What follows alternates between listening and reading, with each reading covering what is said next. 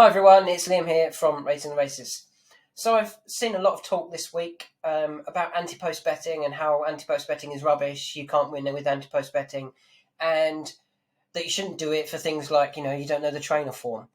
Granted, you don't know the trainer form, but unless you're picking the same trainer for every horse that you have a bet on anti-post, you may find that you end up with one or two for an out-of-form trainer, but hopefully most of your horses will be for trainers that are either in form or, not out of form.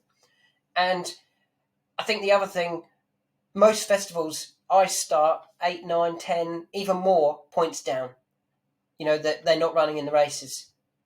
But I'm also in a position with quite a lot of the horses where they're suddenly a lot shorter than what I've backed them at. Constitution Hill on the screen, 8-1, you're never getting 8-1. Even accounting for, people are saying, yeah, but don't back a horse because it's going to drift on the day. You're never going to get Constitution Hill at 8-1 on the day. I highly doubt, if Sir Gerhard does run in the Supreme, you won't get 7-1 about Sir Gerhard. You will get 14s about my mate Mozzie. You'll get a bigger price than that. I don't always get them right. I'm not always going to get them right. And as I said, I will lose horses. The Arkle looks a terrible race for me. Appreciate It and Montmorel, neither are running in it. So I'm probably going to end up -2 in that race, unless I find another one. But sometimes I go, look, I've had 2 bets in the race, they both lost. It's the same as if they were running in it, I had 2 bets and they both lost. So I might not chase, I think that is chasing if you look for another one to try and cover what you've got.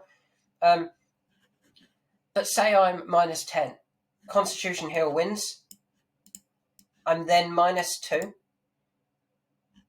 And then, say Does He Know, who's the next favourite, and the Ultima wins. At 16-1, you're never going to get 16-1 about Does He Know. He's 7s and 8s. He's 6s in places. If he goes and wins, which I think he will go very, very close to, I'm suddenly in a good position. I've had 2 winners at 8s and 16s from 3 races for horses that are now, we'll say Does He Know goes off 8-1, and we'll say Constitution goes off 2-1. Because I don't think Dice Up Dynamite and Sir Gerhard are both run, so I think it goes slightly shorter. So for 2 horses that were 16-1, no, let's start that again. For 2 horses that were 8-1 and 2-1, so 10-1 essentially, I've had 16-1 and an 8-1, 24-1. So plus 22, plus 24, for those 2 horses, compared to plus 10 if they were to win. Okay, we're going to have some horses that we need to recover. We're going to need to recover this win. So even if Does He Know wins, I'll only be plus 1. 1 and 2. There's 2 that I've got so far that would be minuses if Does He Know wins. So I'd be plus 14. But you're not going to get plus 14 even if you back Does He Know now. So even with that extra horse that doesn't run, I'm going to be in a better position, including taking out those horses that didn't run that I did have a bet on. There's some horses you're never going to get the prices. Let me scroll down a bit. Here's a good example of the good and the bad. Champion Bumper, Bonte, 33-1, not entered. Disappointed with that. Marsh Novices, Bob Ollinger, 6-1. Probably, in my opinion, only has Galopin de Chantilly. I think they're both better than Long Press. What price is he? 5-4. You're never going to get that 6-1 about Bob Ollinger to win the Marsh Novices, or whatever it's called now, the Turner Novices. Another one, Alaho, 6-1. You're never going to get that on the day. 4-6. I think he's going to be a lot of people's banker. A lot of people's banker, and you've got 6-1 about him. I think that looks good. Time Hill's not that price. I think there's only one horse that I've gone badly wrong on, and that is Fildor. It's not badly wrong. He's still 3rd favourite. I thought he was going to win at the Dublin Racing Festival and would shorten even more and be the clear favourite for the Triumph Hurdle. He's not. He's still only 5s, 13-2, so I've still got a good price. Well, not a good price. I've still got a decent horse in the race. It's not like I've got 4-1 about Fildor and he's 25-1 now. A 4-1 shot going off 5s or 6s, nobody would butt an eyelid in. If you backed it on the Saturday and you backed it at 4s and it went off 6s, you would be like, oh, he drifted a bit, which is annoying. That's exactly what Fildor, you could say, has done here. There are going to be horses that you get completely wrong. Envoy Len is never going to win a Gold Cup, and he's not in the Gold Cup. But I'm never going to get 10-1 about Langadan. I'm probably never going to get Manila Indo at 10-1. Let's have a look at what Manila Indo price is. 5s. Yeah, he's not going to go off 10-1. If you're confident that A, you can find the races they're going to run in, and B, that you are going to get enough winners, you can do all right with anti-post betting. If I went through and worked out what prices they are compared to what prices I got, I'd be well up. Obviously, they're not all going to win. That's guaranteed. I'm not going to get every winner. But if I get enough, then those earlier prices were worth taking. And that's the big thing. Can you get enough winners, really, to cover the horses that don't run? Yeah, you're only really covering the horses that don't run.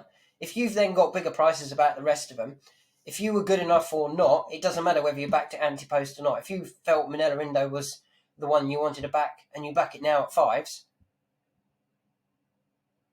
and it loses, it lost. It doesn't matter whether you backed it at 5s or 10s, it still lost. So really, I only have to cover those horses that don't run with a winner or two to be in the position that, okay, now I've just got those horses that I would have backed for those races. And, looking through them, would I change any of these horses? My mate Mozzie, I don't think is going to win the Supreme Novice. I'd probably, if I could, I'd probably want to take him out, but I can't. Does he know? I think it goes really close. Vintage Clouds, I think, goes really close. Bell X1, I've got no bets, so that doesn't matter. 3 through under 5, probably isn't going to run. Would I take him out? No, if he ran in that, I think it'd go really well. Kilcruit in the Ballymore, similar story, going to run the Supreme Novice. Do I think it'd go well in the Ballymore? Absolutely. So I'm going to lose that one. A Hoist and Ore for the Festival Novices, I'm happy with that. Chittabello, I'm happy with that. McFabulous, I'm happy with that. For Pleasure, I think can still run well. Embittered, I'm happy with that. Bonte, I've mentioned, isn't running. Bob Ollinger hopefully goes and wins. Honest Vic, I'm happy with that. Dallas Depicton, I'm happy with that. Mill Green, I'm happy with that. Alaho, Time Hill, yep, happy. Zanza, still happy. Mr. Coffee, happy. Phil Dorr, happy. West Cork, happy. Claire de Beaufort, happy. Manila Indo, happy. Langadan, happy. So, of all of those that are actually going to take their chance, or likely to take their chance, they would be the ones I'm going to back anyway. So, the fact that I've backed them 2, 3, 4, 5 months, even longer ago, there's no harm in it because I actually got bigger prices than what I would get now if I backed them on the day. So I've just got bigger prices and more chance of making a profit than actually if I back them now. So I disagree with what people have been saying about anti-post betting being a silly idea. You shouldn't do it. You shouldn't have, I've got quite a few. I would imagine I've got more than some people for anti-post bets. But you're going to back that many horses in the race anyway. Am I going to add horses? Probably not. Am I going to add a horse in the Ryanair? Absolutely not. So I'm going to go into the Ryanair with one horse at 6-1. Who's going to be the favourite? Happy with that. I'm going to go into the Martial Novices with one horse, Bob Ollinger, at 6-1. Possibly the favourite.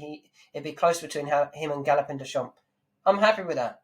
So as long as you don't have so many anti-post bets that actually you're going, well, I wouldn't back him now,